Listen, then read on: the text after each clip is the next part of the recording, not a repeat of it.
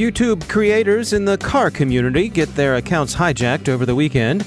Facebook finds tens of thousands of apps behaving badly with respect to priority. The social network's announcement has been coolly received in the U.S. Senate. The Gulf region continues to be a field of cyber as well as kinetic competition. Huawei's CFO is back in court today, and Iowa tries to sort out what it actually hired pen testers to do, and to whom they were supposed to do it.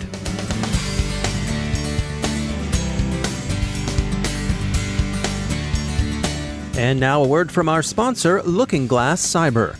Organizations have been playing a dangerous game of cyber Jenga, stacking disparate security tools, point solutions, and boxes one on top of the other, hoping to improve their security posture.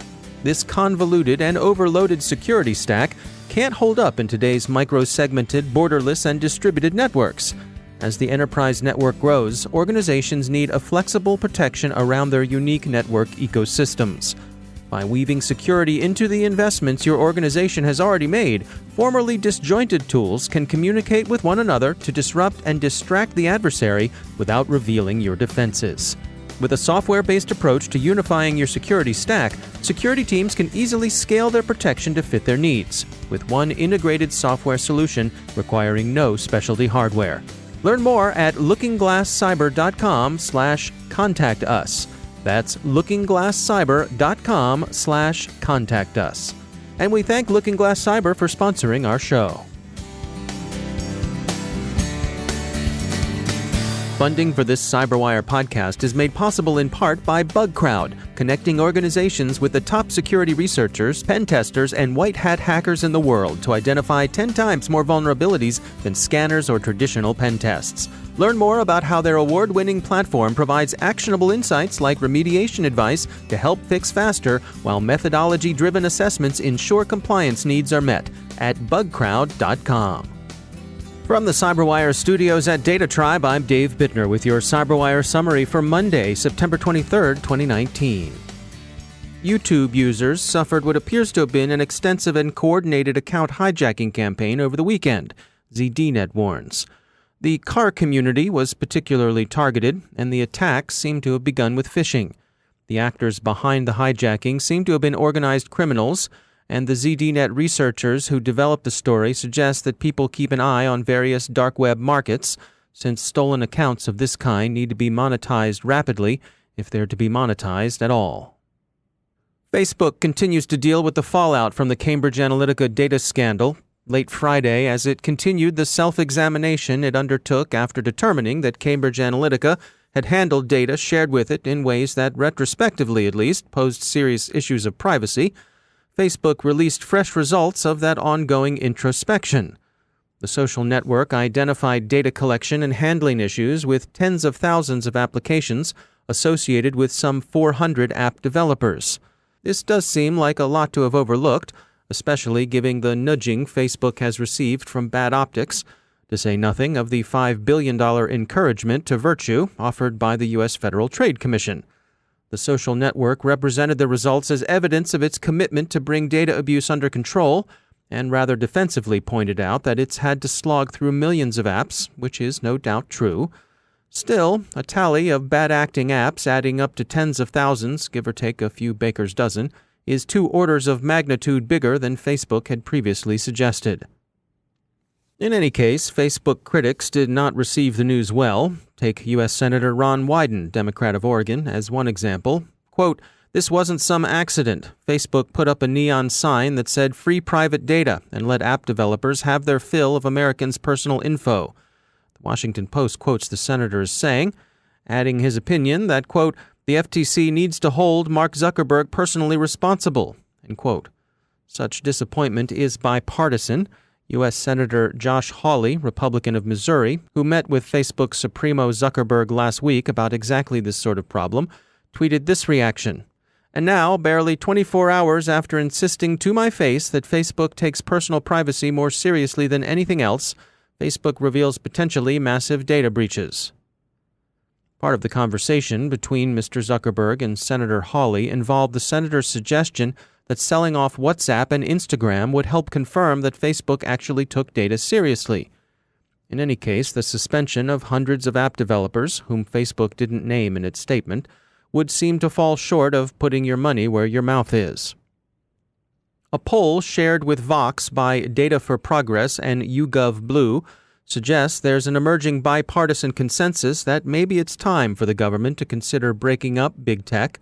The pollsters are on the left, but the results they report don't seem too far out of line with other indications of public sentiment. They found no sharp differences among Democrats, Republicans, and independents in responses to questions asking if big technology companies should be broken up in order to achieve better competition in the market. Iran will take proposals for a Gulf Regional Security Organization to the United Nations General Assembly's annual summit this week, The Guardian reports. The intent is to assemble a coalition of hope designed for the most part to exclude the U.S. and U.K. from a continuing role as protector of Iran's regional rivals. The move occurs as tensions remain high over the September 14th drone attack against Saudi oil facilities. There were reports over the weekend that Iranian petrochemical operators had been affected by a cyber attack. Iran took the social media chatter seriously enough to issue an official denial that there had been any successful attacks. Much of the conflict in the region has involved cyber operations, CNBC observes, some of them apparently in retaliation for kinetic actions like Iran's shootdown of a U.S. surveillance drone. The U.S. has been looking to cyber operations as an approach to deterring Iran.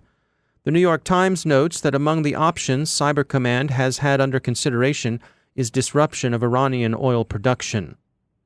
Cyber attacks are attractive as a deterrent in part because of the proportionality they promise and the degree of strategic ambiguity that tends to accompany them. The difficulty of containing their effects is unattractive, as is the prospect that use of a cyber weapon is generally assumed to be tantamount to its proliferation. Thus, their advantages and disadvantages tend to be the opposite of those associated with kinetic weapons. We will no doubt hear more about cyber conflict as the General Assembly's summit meets this week. According to Reuters, Huawei CFO Mengwang Zhao returns to court in Vancouver today, where her lawyers will press for details concerning her arrest. Her defense team is expected to request more information about the circumstances of Ms. Meng's arrest at the Vancouver airport. They're expected to use such information to support the contention that her rights were violated by the arrest. And this, in turn, they hope to use to block her extradition to face prosecution in the U.S.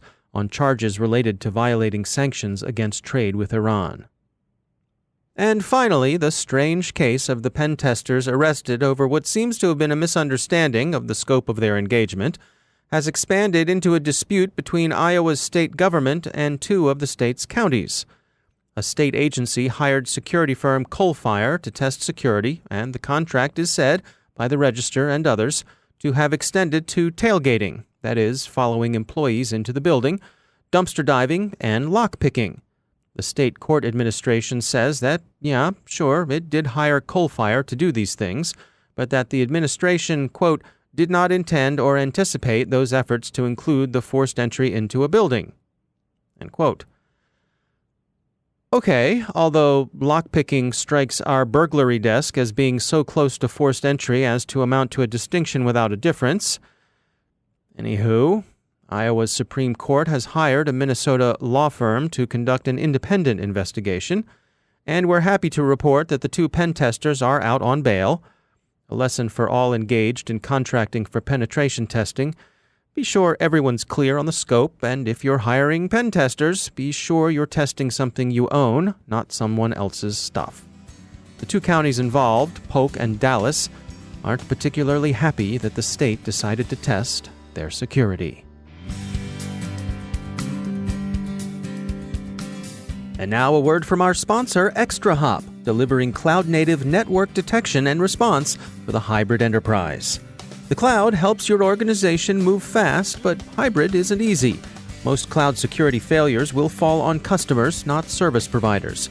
That's one reason enterprises value the SOC Visibility Triad, Gartner's framework that helps teams like yours scale security and business operations safely and cost-effectively. When you combine network detection and response with endpoint protection and SIEM, you have the visibility, threat detection, and automated response capabilities you need to secure and support cloud growth. Learn more at extrahop.com/cyber. That's extrahop.com/cyber. And we thank ExtraHop for sponsoring our show.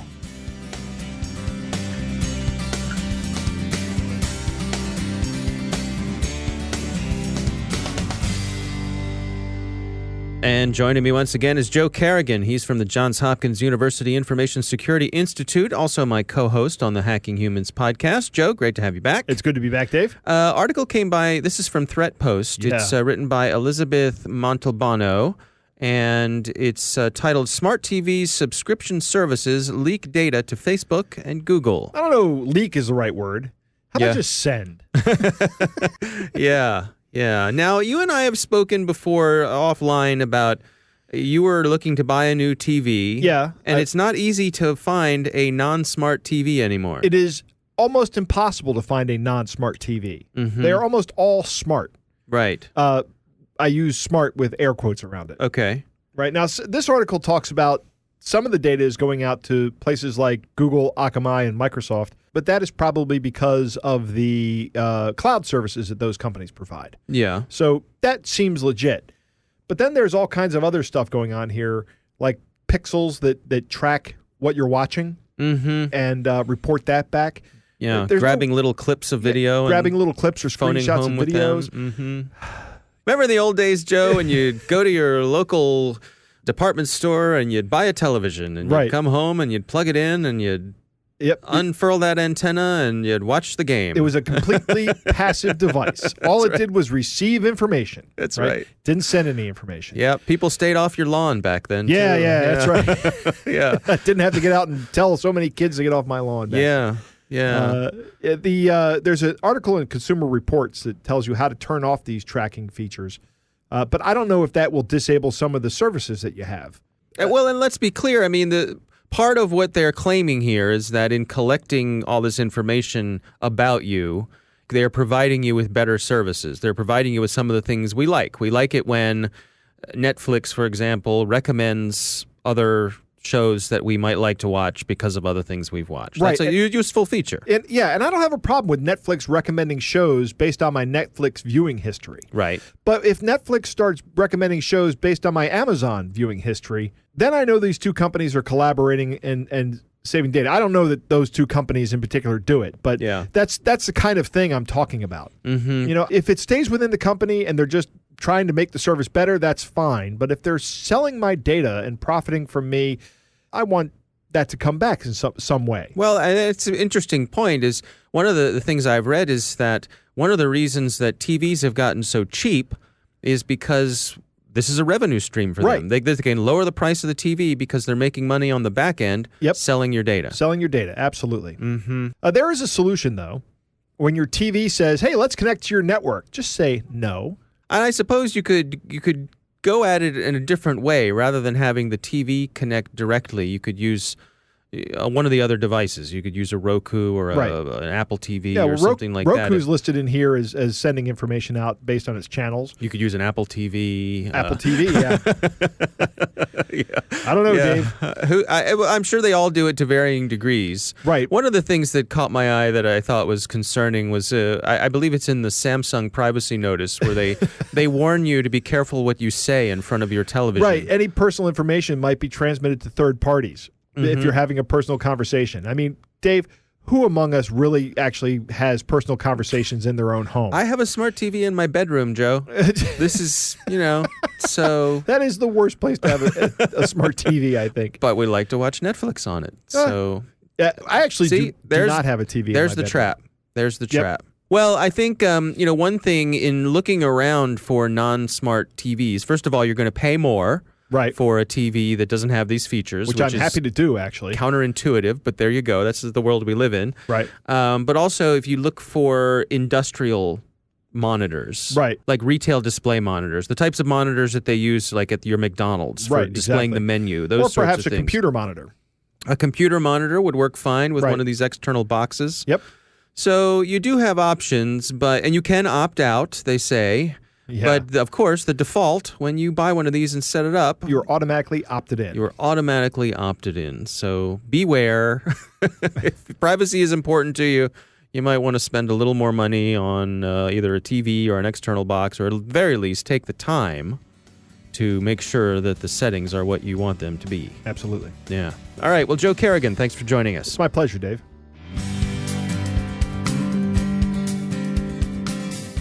And that's the CyberWire. Thanks to all of our sponsors for making the CyberWire possible, especially our supporting sponsor, Observit, the leading insider threat management platform. Learn more at observit.com. Don't forget to check out the Grumpy Old Geeks podcast, where I contribute to a regular segment called Security Ha. I join Jason and Brian on their show for a lively discussion of the latest security news every week. You can find Grumpy Old Geeks where all the fine podcasts are listed. And check out the Recorded Future podcast, which I also host. The subject there is threat intelligence, and every week we talk to interesting people about timely cybersecurity topics. That's at recordedfuture.com/podcast. The CyberWire podcast is proudly produced in Maryland out of the startup studios of Data Tribe, where they're co-building the next generation of cybersecurity teams and technology. Our amazing CyberWire team is Stefan Vaziri, Kelsey Bond, Tim Nodar, Joe Kerrigan, Carol Terrio, Nick Valecki, Bennett Moe, Chris Russell, John Petrick, Jennifer Iben, Peter Kilpie, and I'm Dave Bittner. Thanks for listening. We'll see you tomorrow.